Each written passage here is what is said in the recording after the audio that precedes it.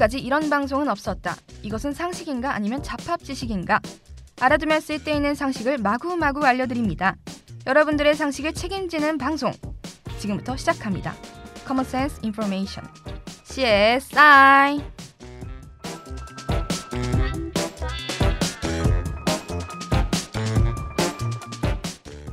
학우분들 안녕하세요. 정말 오랜만에 CSI로 찾아뵙게 되었습니다. 저번 학기에 한 CSI 개수를 세어보니 총 8개의 주제로 학우분들에게 상식을 들려드렸더군요. 이번 학기에도 다양하고 재미있는 상식들로 준비했으니 많은 기대 부탁드립니다. 오랜만에 방송하려고 하니 굉장히 떨리고 설레는데요.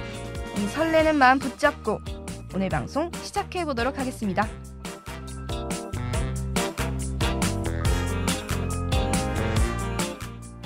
그렇다면 이번 학기 CSI의 첫 번째 주제, 바로 돈의 흐름, 경제입니다. 경제라... 경제는 우리 사회에서 빠질 수 없는 요인 중 하나인 것 같아요. 어느 곳이든지 돈은 항상 필요로 하죠. 경제 이야기니까 머리 아플 것 같으시다고요? 그런 걱정은 넣어두세요. 저희 CSI는 항상 재밌고 무겁지 않은 이야기들로 준비하지 않습니까? 오늘도 어김없이 학우분들이 듣기에 부담되지 않는 이야기들로 준비해보았습니다. 그럼 노래 한 곡 듣고 시작해볼게요.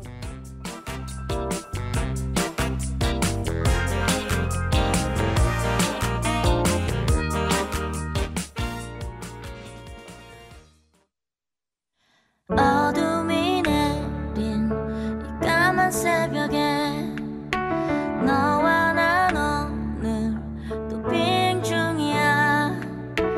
알 수 없겠지 어디로 가는지 까마득해도 my crazy. Nope. 비현실적으로 보일지도 몰라. 너와 난 서로가 나침반이 되어주잖아. 까밤 성과 악 거짓과 참 방패와 창 많은 나누기 속 넌 더했지 셀 수 없는 날. 고도를 높여 함께 날아가자 하늘 위 달의 뒤 답이 있을까 비행의 의미. 많은 키가 있다면 열어서 볼 텐데 왜 이리 아픈지 그래도 웃어 say cheese. 왜 혼자서 강한 척해 왜 사실 나 약하잖아. 왜 너무 위태로워 보여.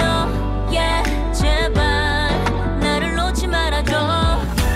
너도 한 번쯤 알아보길 바래. 우리들이 싸우고 또 몸매는 게 대체 어떤 의미가 있을지. 너와 나의 비행 우린 도망치듯이 상처를 피해 너무 멀리 왔잖아. 어쩌면 불안하겠지. 위험해 져가는 비행기에도 날 놓지 말아줘. 난 더 위험해. 나르지 내 날개짓 더 빠르게 날 채찍질래 한계치 다 뛰어넘어야 해. 난 정상에서야만 뭘 원하는지 모르니 전부 가져야 증명해. 세상을 다 훔쳐다가 네 목에 걸어주려 한 것뿐인데 왠지 더 멀어져 미랜. 너무 멀리 온 걸지도 몰라 우리 둘. 그래도 함께 하지 않을래 이 비행의 끝. 왜 혼자서 외로워해 왜 서로 탓해서 뭐해 왜 너무 위태로워 보여. Yeah, 제발 나를 놓지 말아줘. 너도 한 번쯤 알아보길 바래. 우리들이 싸우고 또 몸매는 게 대체 어떤 의미가 있을지. 너와 나의 비행 우린 도망치듯이 상처를 피해 너무 멀리 왔잖아.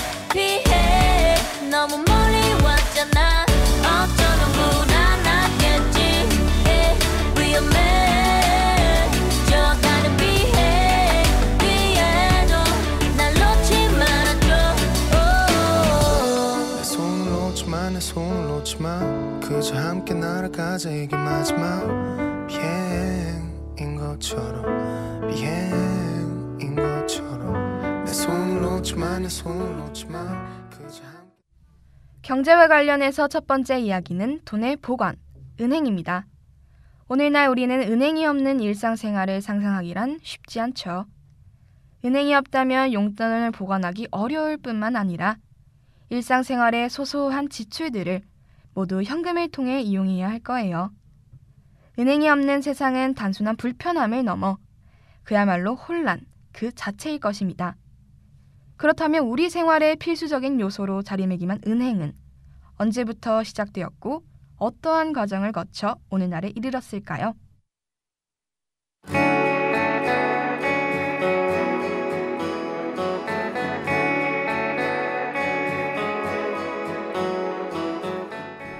은행의 과정을 은행의 기능과 함께 순차적으로 설명하도록 할게요. 맨 처음에 은행의 기능은 돈을 빌려주는 것이었습니다. 역사에서 처음으로 은행이 등장한 곳은 초기 대부업의 기록이 남아있는 메소포타미아 지역이에요. 고대의 메소포타미아 유적지에서 발굴된 점토판은 오늘날로 따지면 일종의 어음, 내지 채권의 기증을 수행하였음을 알 수 있죠. 갚아야 할 금액과 시점이 명확히 기재되어 있는 점토판은 왕궁이나 사원을 거쳐 발행됨으로써 점토판의 내용에 공신력을 부여했습니다. 두 번째 기능은 돈을 보관하는 것이에요. 물물 교환으로 필요한 물건을 조달하던 시대가 지나고 화폐나 기금속을 거래에 사용하기 시작하면서 이들을 보관할 안전한 공간이 필요하게 되었죠. 이러한 상황에서 자신의 재산을 안전한 곳에 보관하고자 하는 욕구는 그 어느 때보다 높았어요. 이때 고대인들이 가장 먼저 떠올린 공간은 다름 아닌 사원이었습니다. 사원은 신성한 장소이자 많은 사람들이 빈번히 방문하는 공공장소였기에 도난을 방지하고 도난 시 범인을 쉽게 찾을 수 있는 최적의 환경을 제공해 주었어요. 세 번째 기능은 돈을 환전하는 것이었습니다. 시간이 흘러 교역의 중심지 역할을 수행하는 도시가 각지에서 등장하면서 단순 보관 기능을 넘어 환전에 대한 수요가 증대되기 시작했어요. 다양한 나라들과 상거래를 수행하다 보니 이 과정에서 여러 종류의 화폐들을 지급하게 되었고 이런 상황에서 전문적인 환전상에 대한 수요가 점차 들어갔죠. 이때부터 상인들은 어음과 영수증 발급 업무를 도와주고 환전 관련 금융 서비스를 주업으로 하는 환전상이 등장하기 시작했습니다. 그래서 은행을 의미하는 단어인 뱅크 역시 당시 환전상이 거리 벤치에 앉아 업무를 수행하는 데서 유래했다는 설도 있죠. 또는 뱅크의 어원이 이탈리아 말로 탁자를 뜻하는 반코 또는 반카에서 유래한 것이라는 얘기도 있는데요. 이 역시 거리에 탁자를 두고 은행업을 수행한 상인들을 지칭하는 단어라 볼 수 있습니다.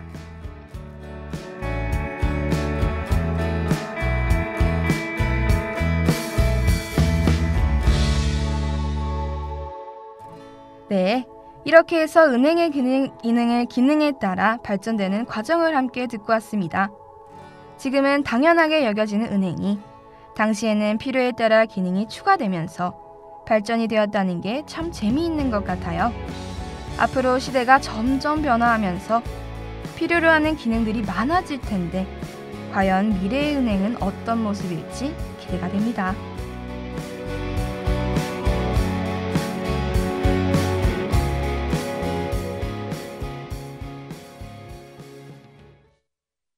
Boom like a bomb, boom like a bomb. Boom like a bomb, boom like a bomb. Boom, boom, boom like a bomb, boom like a bomb. Yeah, yeah. 넌 좋아 보이더라. Yeah, yeah, yeah. 나도 꽤 잘 살아. Yeah, yeah, yeah. 잊을만 하면 네가 생각나긴 하지만 잘 견디며 살아. Yeah, yeah, yeah. 합 조기고 살다가 치즈 꼬리 걸린 맘에 무너난 다침 그 틈에 들어온 시린 바람 휘 때문에 너를 닫고 싶어 shit 사람들 앞에선 티 안 내고 웃어 남일처럼 모른 척하다가 별거 아닌 일에 난범물 터지듯이 겨우 붙잡았던 내 정신 쭈리쭈리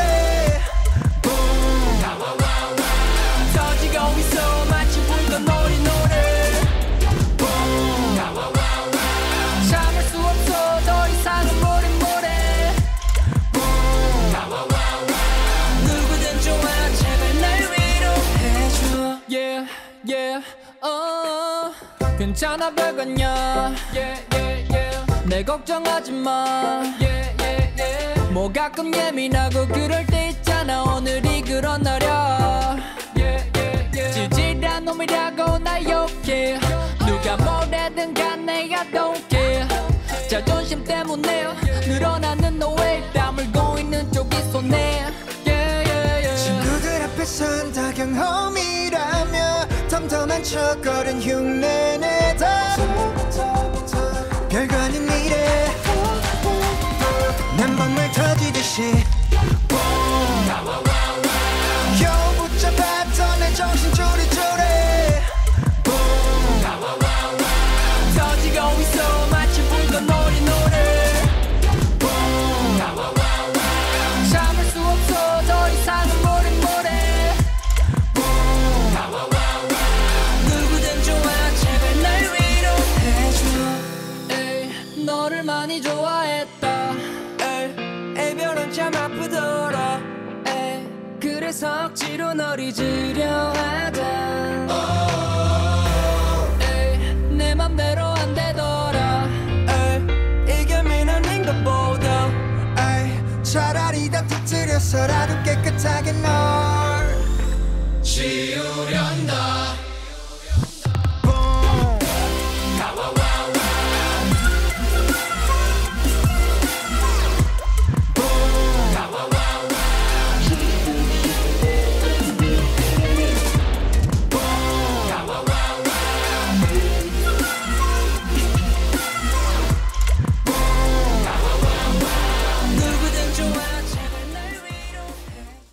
두 번째 이야기는 금융실명제와 관련된 이야기입니다.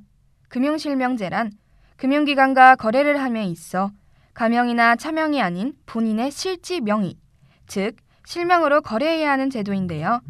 지금은 당연히 실명으로 거래해야 한다고 여겨지는 것이 불과 20년 전까지만 하더라도 실명으로 거래하지 않아도 되었습니다. 그렇다면 이 금융실명제가 등장하게 된 계기는 무엇이었을까요? 바로 한국의 대형 금융사고, 장영자 이철이 금융사기 사건입니다. 과연 얼마나 대형이었길래 이렇게 제도로까지 생겨나게 되었을까요?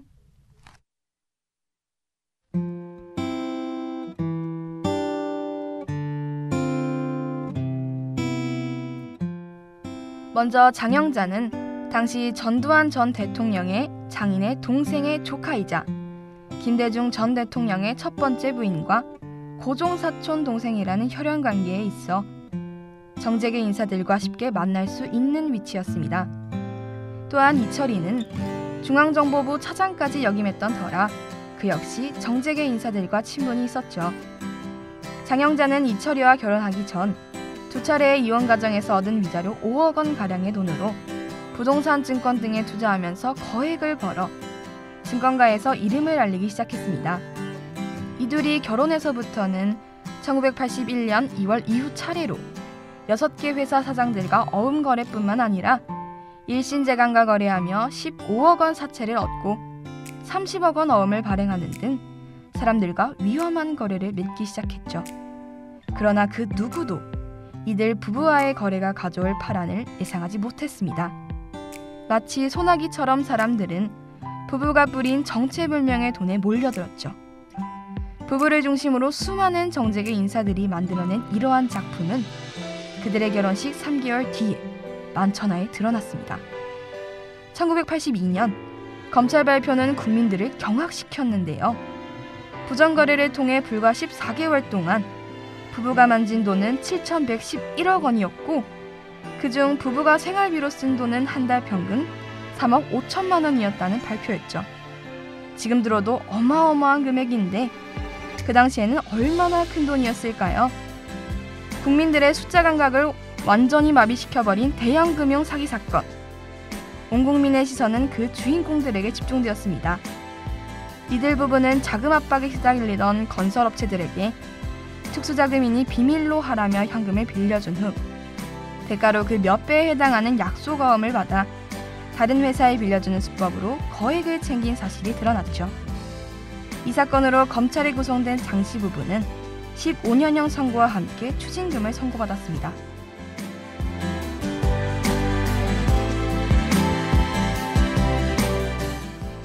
당시 국민들을 충격에 빠뜨린 이 사건은 실명제가 아니었기에 신뢰를 형성할 수 없어 발생한 것이었습니다. 그리하여 이 사건 이후 금융실명제를 도입하자는 논의가 이어졌고 결국 오늘날 실명제로 거래하는 것이 당연하게 여겨지게 되었던 것이죠.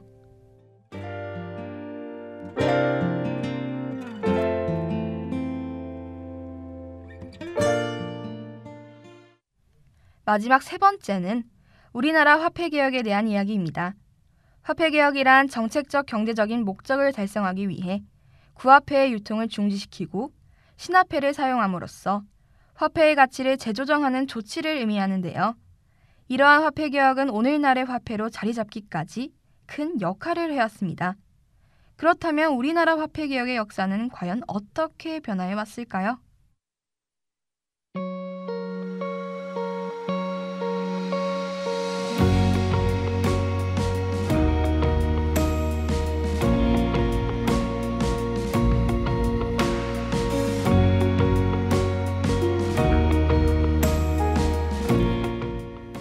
맨 처음 우리나라 화폐개혁은 일제통치 아래였던 1905년에 일어났습니다. 일본인 재정고문 메가타는 우리의 재정과 화폐를 장악하기 위해 단행했는데요. 이때 일본 화폐인 제일은행권이 법화로 공식 인정되면서 통용되기 시작했고 한국 화폐인 구화폐와 일본 화폐인 신화폐가 2대1로 교환되기까지 했습니다. 우리나라의 주도하에 이루어졌던 독자적인 화폐개혁은 한국전쟁 당시인 1950년이 최초인데요. 전쟁이 발발하기 13일 전에 설립된 한국은행이 북한에 넘어가면서 우리나라는 긴급 통화조치 방식으로 신한국은행권을 유포하기로 결정했습니다. 우리나라 첫 화폐개혁은 비록 전쟁으로 비교적 오랜 기간이 소요되었지만 북한군의 경제교란 행위를 사전에 봉쇄했다는 점에서 큰 의의를 지닌다고 할 수 있죠. 이후에 이루어졌던 화폐개혁은 1953년 한국전쟁 중에 남발된 통화와 그에 따른 인플레이션을 수습하려는 조치로 시행될 뿐만이 아니라 경제 부흥 자금을 조달하는 데에 그 목적이 있었는데요. 이때 화폐개혁을 통해서 경제 부흥을 위한 자금의 동원에도 소기의 성과를 거두었다고 합니다. 1962년 이루어진 마지막 화폐개혁은 재정 적자를 해소하고 경제개발 자금을 마련하기 위해 시행되었어요. 당시 경제개발 5개년 계획이 발표되면서 긴급 통화 조치와 긴급 금융 조치가 발효되었는데요. 교환 비율이 높은 액수의 지폐를 발행함으로써 경제 규모의 확대와 물가 상승을 고려한 현재의 화폐 체계가 완성되었습니다. 현재 우리가 사용하고 있는 화폐 속 인물은 모두 역사 속에 등장하는 위인들이죠. 100원짜리 동전에는 이순신 장군이, 1000원권에는 태계위양 등의 모습이 있는데요. 하지만 1962년에는 역사적 인물이 아닌 평범한 엄마와 아들의 모습이 담긴 화폐가 등장했습니다. 한복 차림의 엄마가 색동 한복을 입은 아들을 안고 흐뭇한 표정으로 저금 통장을 바라보고 있는 모습이었는데요. 당시 국민에게 저축을 권장하기 위해 등장했던 화폐였지만 만들어진 지 24일 만에 통화개혁으로 발행이 중지되어 우리나라 역사 사상 가장 짧게 사용되었던 화폐로 남게 되었다고 하죠.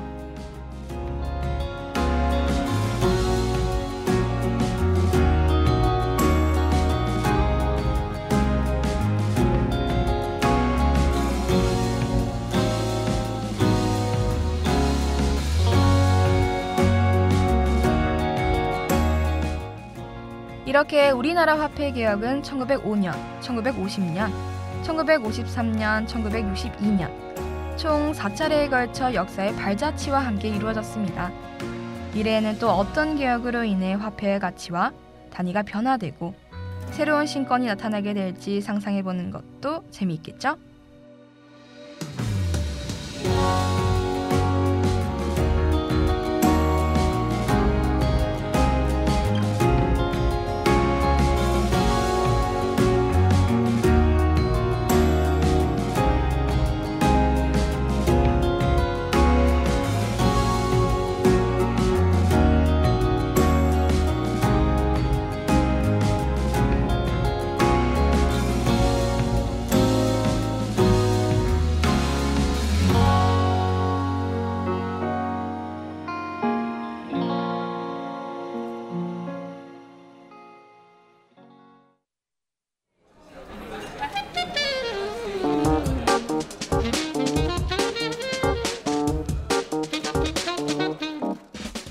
이렇게 시간이 흘러 벌써 마칠 시간이 되었습니다. 은행의 발달 과정, 금융실명제의 계기인 장영자 이철이 금융사기 사건, 그리고 우리나라의 화폐개혁 과정까지. 오늘 주제가 경제라고 해서 딱딱할 줄 알았지만 막상 들어보니 재밌지 않으셨나요? 다음 주에도 재미난 주제와 이야기들로 학우분들을 찾아뵙도록 하겠습니다. 그럼 여태까지 CSI였습니다.